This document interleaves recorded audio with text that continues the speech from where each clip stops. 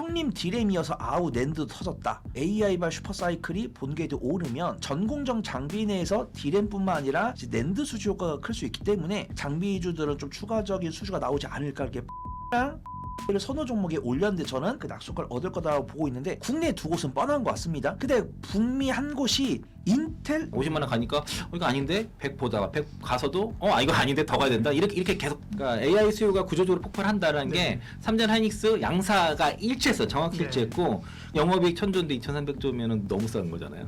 두 회사 합산 영업이익 만약에 1000조가 진짜 현실화되면은 이게 이제 그러니까 그 삼성 하이닉스 오늘 시총 합산하면 지금 3000조 정도 된단 말이에요. 그래서 이게 보면서 우선주 합쳐서 우선주까지 그러니까 얼추 그 정도 될 거예요. 삼전 본주가 1000 그러면은 영업이익 1000조인데 2300조면은 너무 싼 거잖아요. 왜 그렇게 그런 비유가 돼버리는 거죠. 그러니까 4월 달에 양사가 다 컨콜을 했는데 그 내용을 보면서 그 실적 추정이 더 상향이 되고 그리고 어떤 반도체 강세론에 대해서 더 불을 지핀 그러니까 결과적으로 영업이익 1000조에 대해서는 물론 그 증권사 치정체 상단이지만은 그런 정량적인 근거가 됐고요. 그 두 회사 합산 영업이익 만약에 1000조가 진짜 현실화되면은 우리나라 정부 1년 예산이 700조고 연간 GDP가 2,500조 정도 될 거예요. 영업이익 1000조 되니까 좀 사실 믿기진 않는데 그래서 이제 제가 오늘 말씀드린 거는 1분기 그 실적 내용과 콩콜을 확인을 통해서 그러니까 올해와 내년도의 영업이익을 한번 전망을 해보고 과연 합산 영업이익 1000조가 어느 정도 현실적인 수치인지 한번 점검해 보자라는 말씀드리겠습니다. DS 부분만 그 53조 7천억 나왔습니다. 영업이익률 66% 달성 나왔는데 4월 30일 날 컨퍼런스 콜을 했습니다. 요게 한 4가지 정도 핵심 메시지를 좀 말씀드리겠는데요. 결국은 삼성전자도 그 장기 공급 계약을 공식적으로 확인했습니다. 일부 고객사랑 구성력 높은 계약을 이미 완료를 했다고 했고요. 공급 안정성과 사업 가시성을 확보를 하기 위해서 이런 얘기들이 이제 나온 거고, 그러니까 SK증권이 듀얼 마켓 얘기했잖아요. 그러니까 이제 모든 공급사랑 다 장기 공급 계약을 한 게 아니에요. 주요 공급사하고만 하는 겁니다. 여기에 들어가지 못한 기업들은 오히려 더 비싸게 주고 그 제품을 사야 될 수가 있는 것이고, 또 27년도 공급 부족 심화를 또 얘기를 했습니다. 그러니까 고객사들의 그 27년 선주분이 진행 중이고 26년보다 27년의 공급 격차가 더 극심해질 거라고 직접적으로 전망을 했습니다. 이 부분이 상당히 이제 시장에서 강하게 반응이 나왔던 이유 중 하나고요. 또 그 압도적인 그 HBM 초국차 로드맵을 공식화했는데 그 HBM4 같은 경우에는 업계 최초 양산 및 출하 중이다라는 걸 다시 한번 얘기를 했고, 또 그 HBM4E 같은 경우도 16기가 BPS랑 대역보 4테라, 그러니까 초당 4테라에 대한 그 스펙에 대해서 얘기를 했는데, 그 HBM4보다 성능이 한 47% 그 상승된 거고요. 올해 2분기 첫 샘플 출하 예정이라고 밝혔습니다. 또 파운드리 쪽에서 턴 어라운드가 본격화되는 것도 얘기를 했는데, 그 선단 공정 쪽에서 가동률이 그 최대치를 기록했다라고 좀 언급을 했고, 또 테슬라의 그 차세대 자율주행칩, 또 AI5 요거랑 그리고 이제 이 부분의 수주에 대해서 다시 언급을 했고요. 그 이나노 그 파운드리 같은 경우도 이나노도 그 계약이 가시화가 임박됐다는 부분에서 이런 그 파운드리 쪽에서의 모멘텀을 상당히 확인할 수 있었고, 그래서 이제 그 증권사에서 보면은 올해와 그러니까 26년부터 영업이익 추정치를 한번 보죠. 정말 1000조가 되는지. 3전부터. 그러니까 26년에서 28년도 영업 추정치를 보니까 올해 같은 경우는 모건 스탠리가 428조, 신한이 369조. 그래서 이제 310조에서 420조 정도를 세에서 왔다 갔다 한 상태고요. 내년이 470조로 드디어 진입을 하게 됩니다. 그러니까 모건 스탠리가 631조. 이게 핵심입니다. 모건 스탠리가 631조, 그리고 그 보통의 그 7개 기관이 그 27년도 영업을 대부분 400조 이상으로 전망을 했고, JP 모건이 527조 전망했습니다. 그리고 그 모건 내년도가 사실 내년도 실적 되게 중요해요. 왜냐면은 그 올해가 1분기까지 실적을 가지고서는 28년도 실적 추천이 안 나왔는데, 그러니까 최근에 실적 추천이 나왔는데 원래 모건 스탠리가 28년도가 실적 확 꺾이는 걸 전망했습니다. 271조 전망을 했었는데 그걸 뒤집고 610조로 상향했습니다. 그러니까 이제 그 28년도의 메모리 다운 사이클 우려를 그 폐기를 한 거죠. 모건 스탠리 쪽에서. 그리고 그래서 이제 그 JP 모건도 28년도는 그 527조 전망을 한 상태고요. 그리고 이제 메리츠 증권이 그 3분기 영업이익을 101조 전망했습니다. KB도 4분기에 101조. 그러면 이제 단일 분기 영업이익이 100조 시대로 3분기부터는 들어간다는 얘기가 되는 거고 아마 우리나라 기업사상 분기 영업이익 100조는 없었을걸요 그동안. 없죠. 네. 처음이죠. 네. 최초죠. 네. 그래서 그 막대 현금 창출과 주주 환원의 기대감도 있어서 그 JP모건에서는 올해 연말까지 연말 기준으로 삼성전자 보유 현금 150조 이상을 얘기를 했고요. 특별 환원 그 재원이 110조를 상회할 것으로 전망을 했고, 그러면 이제 여기에 대한 그 강력한 주주 환원 그 트리거도 예고가 된 상태라고 그렇게 볼 수 있을 것 같습니다. 네. 258조 정도 되고요. 내년도 이거 400조 얘기가 나오고 있습니다. 그러니까 이제 모건스탠리 641조라 하이닉스 400조 하면 그렇게 천조되네. 그 말인 거고. 네. 그 컨퍼런스 콜에서도 하이닉스가 딱 그 메시지가 명확했어요. 그러니까 일시적인 수급 변화가 아닌 시장의 구조적이다. 구조적 변화다라고 이걸 공식화했습니다. 그 올해 같은 경우가 증권사 컨센서스가 방금 말씀드린 것처럼 영업이 258조 정도 수준인데 좀 더 더 상향될 것 같아요. 네. 대체로 한 250조에서 280조인데 좀 상향을 될 것 같고 내년부터가 이제 그 유안타가 448조, 메리츠증권이 381조, 그리고 한국투자증권이 361조인데 거의 모든 기관이 다 300조 이상 전망했습니다. 그리고 이제 추가적으로 보면은 그래서 한국투자증권에서도 그 가격에 대해서 그러니까 2분기 같은 경우도 디램 그 가격이 50% 이상 올라가고 또 이제 뭐 엔비디아 물량 같은 경우 내년에 3배 이상, 3배 더 요청할 거다 이런 전망이 남았는데, 그러니까 이제 하이닉스가 최소 이제 내년에 300조 이상, 그리고 그 삼성전자도 그 최소 500조, 600조 이렇게 되는데, 그 강세론자 기준으로 보면은 1000조가 나와요, 실제로. 삼성전자 하이닉스 네. 기준으로. 그래서 이제 보수적인 시나리오를 보면은 그 삼성 KB랑 삼성증권 평균이 488조, 한국투자랑 SK 평균으로 하면 361조 이렇게 하면은 849조 정도, 그러니까 850조 정도 내외가 일단은 아마 거의 컨센 정도 수준인 것 같고, 모건스탠리 631조, 그러니까 삼성과 모건스탠리를 평균으로 631조, 한국투자 그랑 좀 낮은 쪽 하단의 평균이 361조 합치면은 992조 정도 나오거든요. 네. 거의 1000조 근접을 하게 되고, 그러니까 제일 높은 쪽, 그러니까 그 모건스탠리 631조와 유안타 SK증권의 그 448조 수준을 요걸 합치면 1000조 넘습니다. 1079조 정도 되니까. 그러니까 이제 어디를 적용하는 따라서 1000조가 되고 안 되고 있는데, 대체로 보면은 한 830조에서 1000조 정도의 지금 밴드 있으니까 900조 정도 선이 좀 중간 정도 그렇게 보면은 그래도 한 해 예산보다 우리나라 한 해 예산보다 많죠. 연말까지 이거 삼성전자 하이닉스 이거 최대 매집해야 된다라고 봤던 게 올해 그 영업이익의 코스피 영업이익의 추정치가 당시에 400조 정도였거든요. 네. 거기에 거의 80% 삼성 하이닉스라고 그렇게 하고 들어간 거였었어요. 그렇죠. 그런데 삼성전자 한 회사 커버해버리네. 네, 그러니까 이거는 더 높아지니까, 그러니까 저도 이제 보면서도 놀란 거죠. 사실은 하이닉스 처음에 그 30만 원에 들어갈 때도 한 50만 원 보고 들어갔다가 50만 원 가니까 이거 아닌데 100 보다가 100 가서도 이거 아닌데 더 가야 된다. 이렇게 계속 올리고 있거든요, 저도. 그 회사에서 확인해 줬고요. 그러니까 AI 수요가 구조적으로 폭발한다라는 게 삼전 하이닉스 양사가 일치했어. 정확히 일치했고, 그 아까는 이제 그 하이닉스는 일시적 수급 변화가 아닌 그 시장의 구조적 변화라고 얘기를 했는데, 삼성전자도 그 AI양 그 고부가 수요 폭증으로 인해서 공급 부족이 지속된다라고 얘기를 했습니다. 또 이제 가격의 추가 상승이 될 거다라는 걸 공식화했어요. 그러니까 공급 부족과 가격에 대한 추가 상승을 삼성전자에서 공식화했다는 게 핵심이고, 그리고 이게 28년까지 공급 부족이 심화될 거라는 게 양사의 관점이었습니다.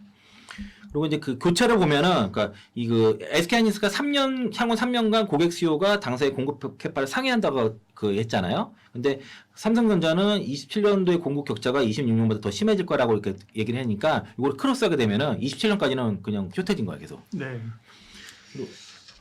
그런 장기 공급 계약에 대해서도 양사가 다 진행됐다라고 얘기하고 있고, 그리고 보면은 전량 장기 공급 계약이 아니라 믹스인 거죠. 최소한으로 그러니까 장기 공급 계약은 미니멈 최소화하는 거고, 단연 계약이를 혼합해가지고 이익의 하방을 막고 단기적인 가격 상승에 따른 업사이드까지도 모두 취하는 그런 식으로 상당히 현명한 전략을 취하고 있는 상태고요.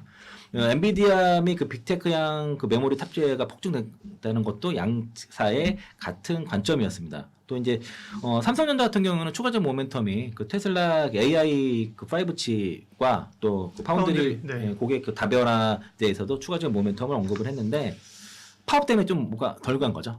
아까 BNK 일부에서 말씀드린 것처럼 그 보수적 시각인 그 AI 출원 사이클이 후반부에 있다 이런 주장도 있고, 또 그 LS증권에서는 이제 그 빅테크 서버 예산이 그 서버 부품 합산 시장보다 그 작다는 거예요. 그래서 이제 곧바로 그 실적 개선이 그 실적 개선 곧바로 밸류에이션 확대로 직결되기 어렵다. 이렇게 그러니까 신중론을 말한 쪽도 있고, 그리고 그 삼성전자가 이제 총파업이 5월 21일에서 6월 7일에 예상이 되는데 CT에서 그 바람에 목표가 하향했거든요. 네. 그리고 33만 원에서 그 2분기 성과급 충당금 우려로 인해서 30만 원 하향 조정했는데 제가 그 콩콜 실시간에 들었는데 CT에서 딱 그거 질문하더라고요. 그 성과급 충당금 1분기에 반영됐냐, 언제 반영됐냐 하니까 1분기에는 반영되지 않았고 2분기에 반영할 예정이다. 합의 내용에 따라서 달라진다. 이렇게 얘기하면서 그것 때문에 이제 역설적으로 파업으로 인한 단급 공급 감소가 메모리 가격을 지지할 수 있다는 시각도 사실 있는데 실적 추정치는 떨어질 수 있다. 그러면은 그렇죠. 반사이 하이닉스가 더 센 게 반사이 보는 것도 있어요, 사실요. 그렇죠. 예. 예. 여기서 이제 그 파운드리의 그 재평가의 3대 총명이 그 인하는 수율이 안정화 잘 되는지, 그리고 테일러 팹의 가동 스케줄, 그리고 인텔 AMD 그 대비해서 그 세컨드 소스지가 확립되는지 여부들, 특히 이제 삼성전자 네. 그 파운드리 사업에 대한 점검이 이제 5월 28일 좀 가능할 것 같고요. 그 SK하이닉스는 ADR 상장이죠. 6월이냐 7월이냐. 이게 지금 그 현재 아마 이게 이제 7월 달 정도 상장된다 하면은 아마 이걸로 인한 한번 추가 불꽃이 한번 나오지 않을까라고 기대를 하고 있어서. 네.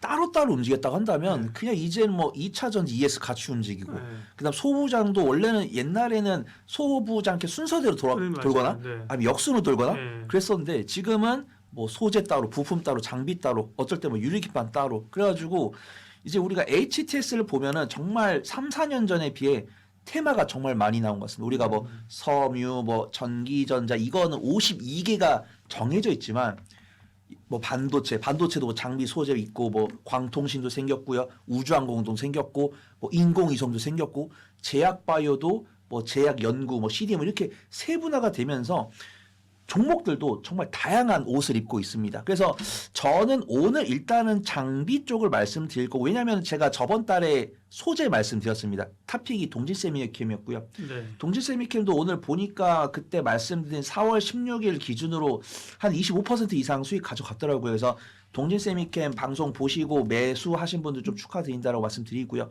그래서 소재 같은 경우는 이 미국과 이란 간의 지정학적 리스크, 그 다음에 이제 원자재 수급이 좀 어려워졌고 그 다음에 부품이랑 장비 같은 경우도 가격 인상이 이루어지다 보니까 소재 기업들도 이제 가격 인상할 가능성이 높다. 그래서 저는 소재 관련 종목들도 유심히 봐야 된다라고 판단을 하고 있고요. 사실은 유리기판 말씀을 드리려고 했는데 어제 이어서 오늘도 너무 강하게 상승을 해가지고 단기적인 변동성을 선호하신 분들은 유리기판 가능하다라고 말씀드리고 저는 손절 못하는데 조금 안전하게 좀 실적 나오는 종목들 없을까요? 이러신 분들께는 제가 오늘 좀 장비를 소개를 드리려고 합니다. 네.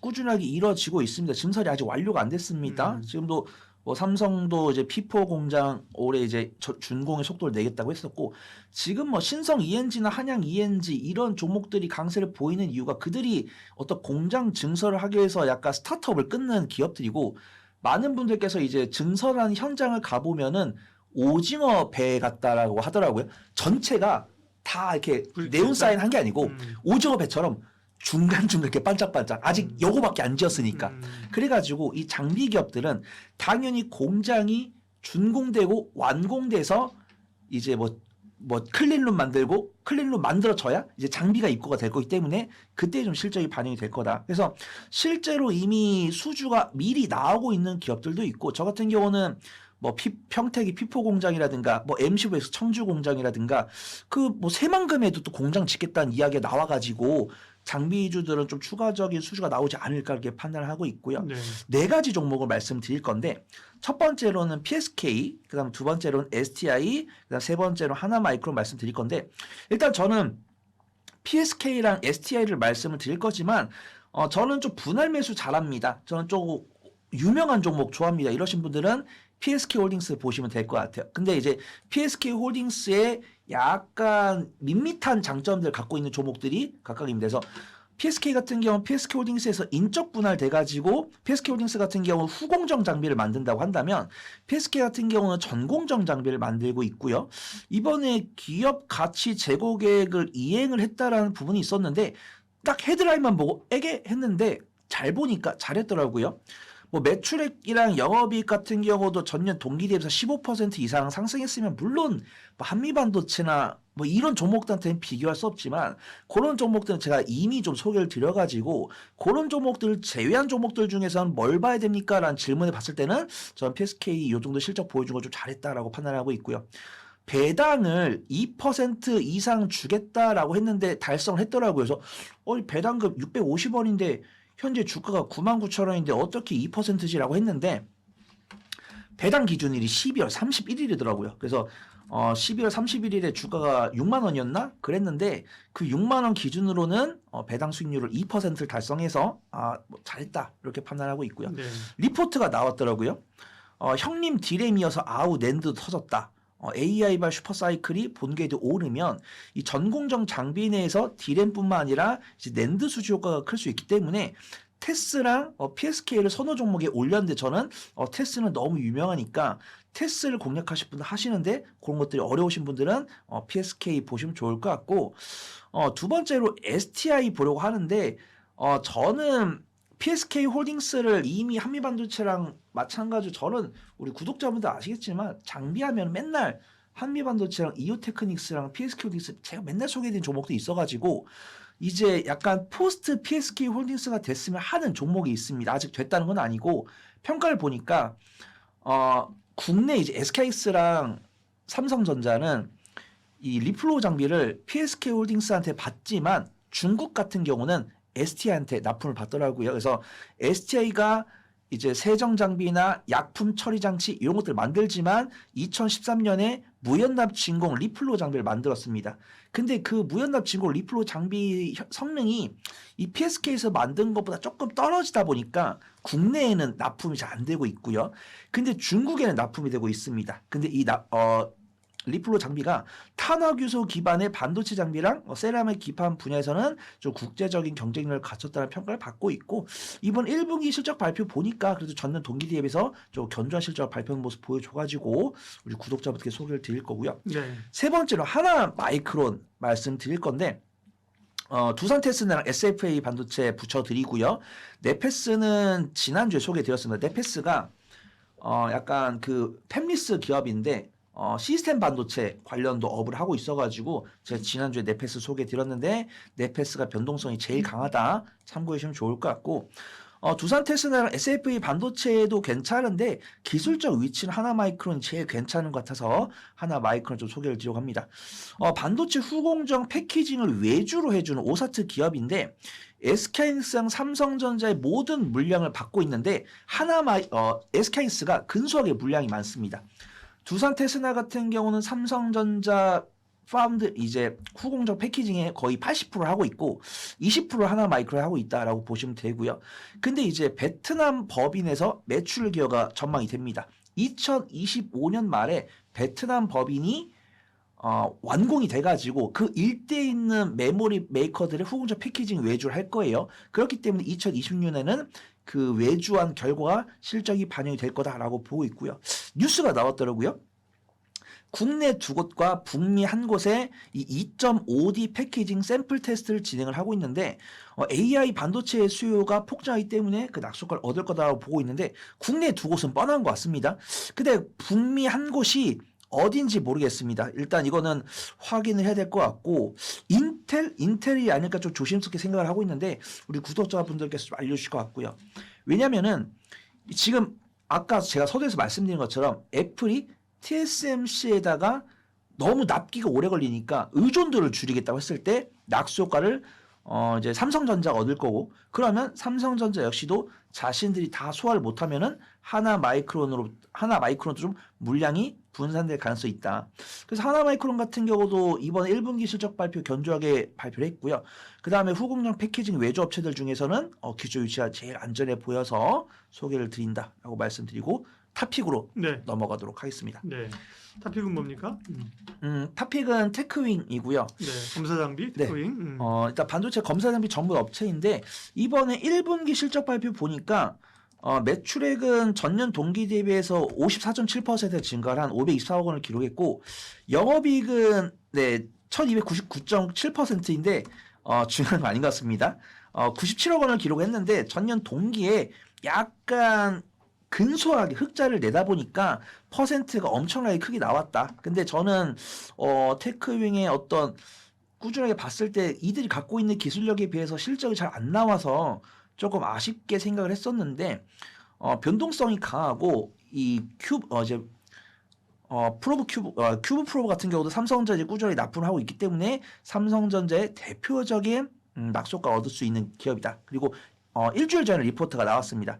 메모리 투자 사이클 속에 수혜 강도가 있을 거다라고 보고 있고 올해 주목할 대표 반도체 소부장 기업인데 지금 삼성전자랑 SK하이닉스 중에서 증설 규모가 어느 기업이 클까라고 봤을 때 저는 삼성전자 증설 규모가 좀 크다라고 보고 있거든요. 그러면 거기에 큐브 프로볼 납품하고 있는 테크윙이 그 낙수 효과를 얻을 거다라고 보고 있는데 그 리포트 읽어봤을 때 보수적인 내용은 하나도 없더라고요. 근데 제가 꼽고 있는 것은 딱 하나입니다.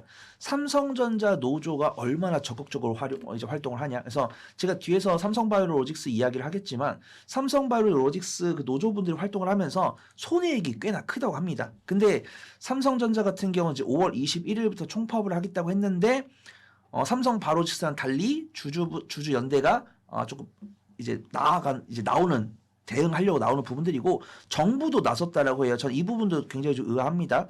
노란봉투법을 이제 권장하는 정부가 이걸 협의를 하겠다고 나섰을 때 과연 노조가 이제 21일 전에 협의가 됐을 때는 요 리스크는 없을 거다라고 보고 있고 요 리스크가 부각되면은 하방 압력을 받을 수 있으니까 테크윙은 그런 부분들 좀 고려를 해봐야 된다고 판단되고 있지만 네. 그런 것들을 고려하더라도 제가 말씀드렸던 반도체 장비주 중에서 제일 덜 상승한 종목이기 때문에 상대적으로 안전하게 접근할 수 있다고 판단하고 있고요.